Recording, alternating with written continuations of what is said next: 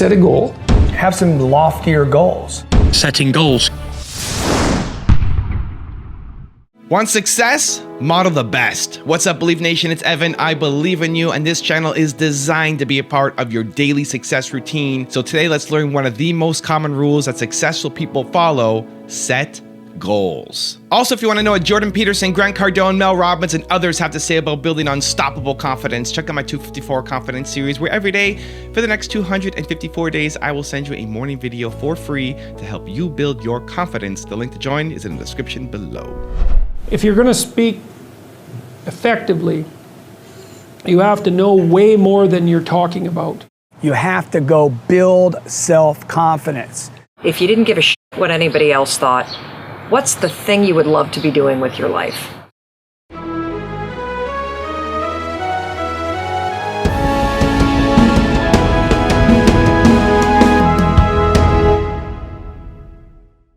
You don't tell your kid, here's an impossible thing, why don't you go out and fail?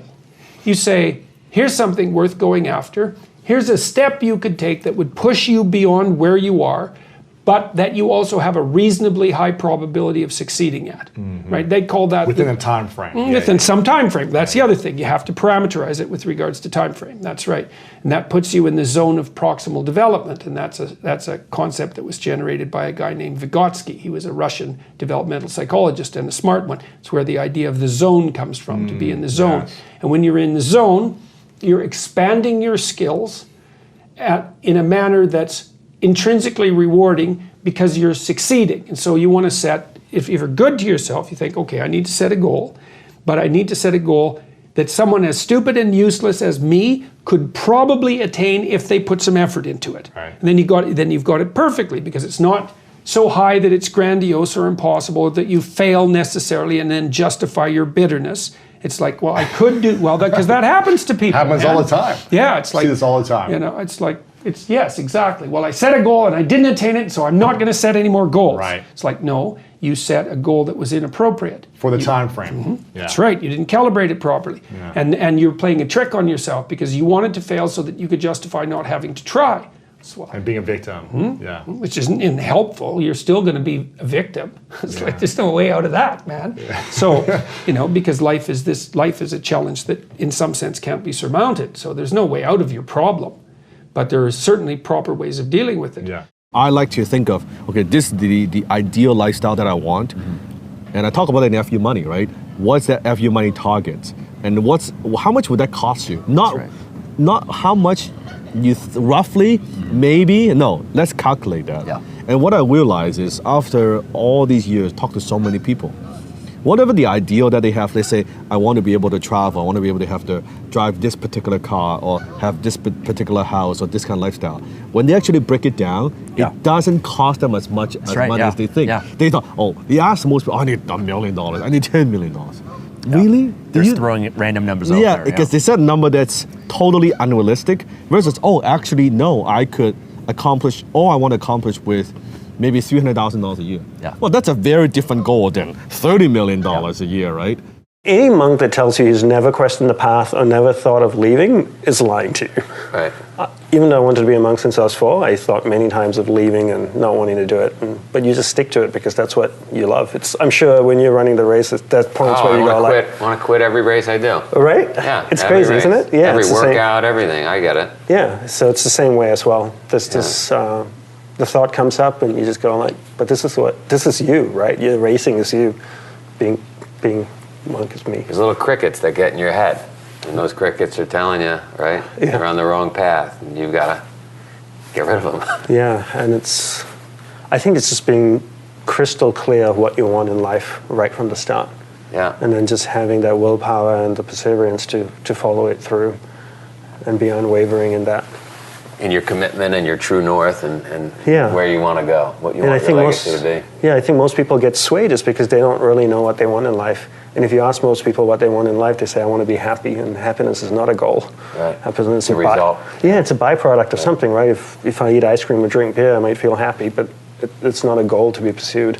And I think that's why people get off the path so often, is because they don't know where they're going. What advice do you have the person to up their ambition? Just up their ambition. Yeah, well, you got to quit. You got to quit saying nonsensical stuff like, you know, I'm happy where I'm at and Yeah. we're good, we're all good, you know. Business is good. Everything's good. Yeah. I'm better off than Yeah. somebody in that. You got to quit Yeah. comparing yourself to other people. Yeah. You got to quit talking like the middle class. Yeah. Like you've somehow arrived because somebody in Iran is suffering. Yeah. You know, you're good until you're not. There's nobody watching that gives enough money to charity. Yeah. Okay, everybody watching should be able to give $1 million a year to charity, but you can't. You know why you can't? You would if you could, but you can't because you didn't. Yeah. You didn't produce enough, because by the way, it's not your money anyway. Yeah. Somebody Just a else game. gave you the money, Yeah. and you pass it on. Most of you are like, I'm really charitable, I'm really good, but you never do enough. Why? Because you never had enough. Yeah. And so because you didn't produce enough, because you didn't work enough, because you didn't expand enough. So I would just say to people, look, have some loftier goals. I want you to start seeing something bigger. I know you're all successful. I'm talking about something really big for your life. And in order to do that, you have to answer this question. What do you really want? Now, I'm not talking about something small. I'm not talking about a little haiku. I'm not talking about renovating your kitchen. I'm not talking about signing on 10 new customers this month. I'm talking about what you really want. You know, 3 years ago, I was a lawyer and a business coach working with private clients and big corporations all over the country. And I came to a seminar, just like this one, a big leadership seminar. And I went there with my husband. We're both business owners. And I went because I wanted to be more successful. And I went because I wanted to make even more money than I already did. And I was sitting exactly where you are. In fact, I was sitting about, I don't know, 15 rows back, right where that woman with her hand on her thing, like, yeah, you? Yeah, she's like, hi. Was sitting, and I was taking notes, and I'm like, okay, I'm here to make more money. And then all of a sudden, she walked on stage. That is Martha Beck. She writes a column for Oprah Winfrey. She travels around the country speaking. She's a best-selling author. And when she walked on stage, I literally stopped listening. Please keep listening to me right now. And it hit me. I said, I want to be doing that. I'm ready for a bigger stage. Like, that's it. And what's so interesting about when you answer that question is that you don't answer it up here. You answer it here. That's how you see something bigger for yourself. You know, you guys are really cute because everybody's like, I don't see it. I don't see anything for myself right now. Now I'm just confused. I thought I knew what I wanted. You know, and now, Mel, I'm not really sure. And right now, the economy is so bad. I mean, it's so bad that even if you're successful, I know sometimes I feel embarrassed talking about my success around some of my friends because I know that they're really struggling. And I get calls every day into the radio show, people saying, oh, I've got this great idea, but I just don't know if it's the right time. And you know what I say to them? I say, yeah, you know, you're right. The recession, it's huge, you should wait. Those dreams, yeah, put them on hold. That's right.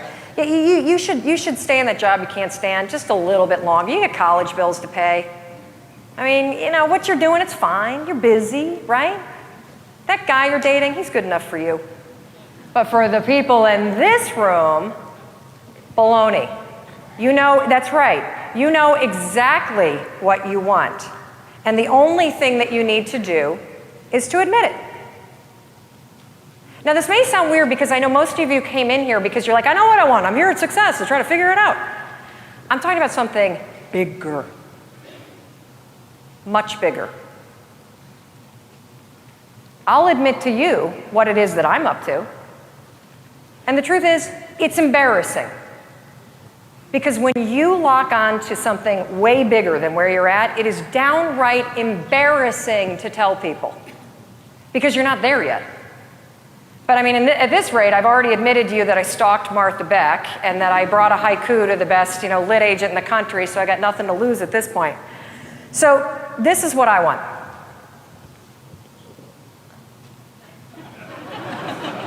Well, not him. I'm married. I want what he's got. I want 600 radio stations. I want 2 million listeners. And I could certainly deal with the $400 million salary. In fact, if I got it, I'd renovate everybody's kitchen. And you know, the thing is, though, that's so interesting about this is that I didn't pick him. I mean, I'm not looking to become a cigar-smoking, conservative, political guy that like stirs the pot and makes everybody all mad. I'm the liberal lifestyle gal that's trying to help people out. But what I want to do is I want to use radio to entertain people and help them achieve their dreams. And when I really think about it, he's the one that's in the front. I want to not only reach what he's doing, I want to surpass him. I mean, do you think I like it when my friends come over to my office in Boston at my house and they're like, what is that guy doing on your board? No, it's embarrassing. When you admit the big thing that you're up to, it's embarrassing. I have 40 stations. He's got 600. There's a big gap. So admitting where you want to get to is embarrassing, but you got to do it. You don't know, you can't know how you're going to conduct a war before the war starts. You can have an idea, but you can't know fully. Just like if you were to say, hey, my goal is to X in my life, you don't know how you're going to be able to do that. Right? Yeah, because you're talking about you got to adjust. Because you're going to make adaptations. Things are going to come up. Things are going to change. The battlefield changes. Your life changes. Things pop up. I mean, things happen. So I think that idea that you're going to know how you're going to execute something is far-fetched. I think actually, I should use the word idea. You should have an idea of how you're going to do it. Yeah. You should have an idea like, okay, well, this is what I need to get done. Mm-hmm. This is what I want to achieve in my life. Yeah. I want to do this. Mm-hmm. What's a simple one? I want to own a house. That's a simple one. That's a good place to start. Yeah. I want to own a house. Okay, well, let's think about how we're going to get there. Mm-hmm. You know, let's think about how we're going to get there. You have to build your credit. How do you build your credit? You have to borrow money. Some people they go to buy a house, they've never borrowed money before. You can't borrow money if you've never borrowed money. You can't borrow money for a house if you've never borrowed money for a car or some smaller object before. So you got to establish your credit. Then you got to have 2 years worth of income. Then you got to have a big fat down payment sitting ready. So there's things you got to do. There's things that you now that might change along the way. The idea is that you got to move towards that goal. Yeah. But that's what was so nice about hearing the Vietnamese commander's intent. Mm-hmm. Get close, split them up. Yeah. Boom, you go make that happen. Yeah. Hey, guess what? You want to buy a house one day? Save money, have good credit. Yeah. Okay, well, you got to make money. How are you going to make money? You might make it driving Uber. You might make it delivering pizza. You might make, because you got your real job that's supporting your family, but then you need a little extra to throw in there. Well, that's why you end up driving Uber. You end up with whatever it is you're going to do. You to make some money on the side that you can start stashing away. So you got to, in a way, you got to fill your life with a bunch of goals you don't get jammed. Because if you have small goals that lead to the big goal, right? So for instance, you want to be financially secure and stable. What are you going to do? You're going to save some of your money. Okay, that's one thing. You're going to buy a house. That's another thing. You're going to pay off your car, and you're not going to buy expensive, dumb cars. You're going to buy cheap cars until you have the money to buy them with cash. You're going to make all these little things. You're going to work extra. You're going to do these things. So you're right. You have your broad goal. Yes. You have your long-term goal. Yes. And then you got your short-term goals that lead and are strategically aligned with that long-term goal. What did you do to overcome the mental health problems? What did you do to overcome the depression? Like I say, when I got up off that floor, I had a weight lifted off me. And I had my mind set for the first time in 2 years that I wanted to do something again. I think the way to beat mental health is setting goals, giving yourself short-term and long-term goals. And that's what I did. That's very interesting. I gave myself a goal of losing the weight. Pound by pound, basically. I'd set myself a 10 pound target, and I'd reach that, and then I'd set myself another 10 pound, 15 pound, whatever. And I'd give myself little rewards and stuff. I wasn't obviously eating junk food, and I was on a strict diet for 6 months. And I was training twice a day, 6-7 days a week. But with the mental health, I don't suffer with mental health when I'm active, when I've got a goal. And I think most people will vouch for this. If you suffer with mental health problems, you tend to suffer them when you're on your own, when you've got a lot of time to think, and when you're not doing much. But when you're busy on a daily basis, you don't have enough time to think about mental health. And I figured out, well, if I exhaust myself in the gym, I come home and I'm too tired to think about anything. I just want to get some food and go to bed. So that's what I do. Do you think that you're the most successful because in endorsements in business because the other athletes have chosen not to do it? or because you've got a talent in that area? I never like to think that I'm successful because then you don't want to go for more. I've achieved a lot in my career, but to sit here and say that I'm the best at this or I'm a great tennis player, I don't like to think like that because it puts you in a dead spot. I have bigger goals. I want to be greater, and even if I don't reach it, I want to get up there. Here's your homework for you to complete after watching this video. Pick your most important goal and then close your eyes and create a visual movie in your mind of that goal being realized, just like Jim Carrey did. And see yourself living that dream. See it from the inside of you, looking out through your eyes at what you would be seeing, such as someone handing you a large bonus check, or holding your newly published book in your hand, or walking up to your dream car, reaching out and opening the door, and getting inside, starting the car, and feeling the thrill of the car accelerating from 0 to 60 miles per hour. And remember to add in the sounds you would be hearing, and then feel the feelings you would be feeling if you'd already achieved it. So make sure to close your eyes and visualize this same movie twice a day, every day, for a minimum of 60 days. I feel really shitty after drinking because I don't ever drink. Yeah. You know, I feel like you make decisions, you cut things out, your diet, and put them in based on, one, what your goal is, and two, what are your non-negotiables? Like, what makes you happy? Right. Like non-negotiable. having like a beer on the weekend because that's what you like, and the social aspect's awesome. Like, cool. That and there's nothing wrong with that. I think when you start looking at something because you're making, maybe your new goal is like something's wrong with your health, right? Now it's like, okay, well, now what is the most important? And is that more important than a beer? Well, yeah. Well, then I can get rid of the beer. It's always should be like, what's my goal? And then what are the things? Like, also, happiness is very important too. You know, like after realizing it so many times, I'm just a happier person. I feel better if I'm not hungover. Now I've got a really special bonus clip with Bob Proctor on how to set goals to grow that I think you're going to really enjoy. But before that, it's time for the 3-point landing questions. Time to move from just watching another video to actually taking action in your life or your business. And if you're feeling bold, leave your answers in the comments below. Here we go. Question number 1. What's your big business goal right now? Number 2. What's your big life goal right now? And number 3. How can you structure your life around your goals so that they happen? You see, the beautiful part about goals and understanding it is goals are not to get. Goals is not, you don't set goals for acquisition. You set goals to grow. You set goals to reach inside and stretch and go where you've never been. You set goals to take you to a place you've never gone before. And you grow as a human being, and you know something, you never go back. Raise your standard.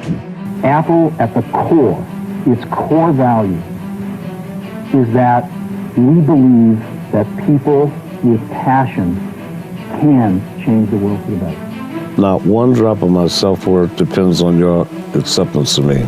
If you want to learn the 5 morning routines that will transform your life, check out the video right there next to me. I think you'll enjoy it. Continue to believe, and I'll see you there. I went for 10 years with an average of 5 to 6 hours of sleep. I felt like it was genetic.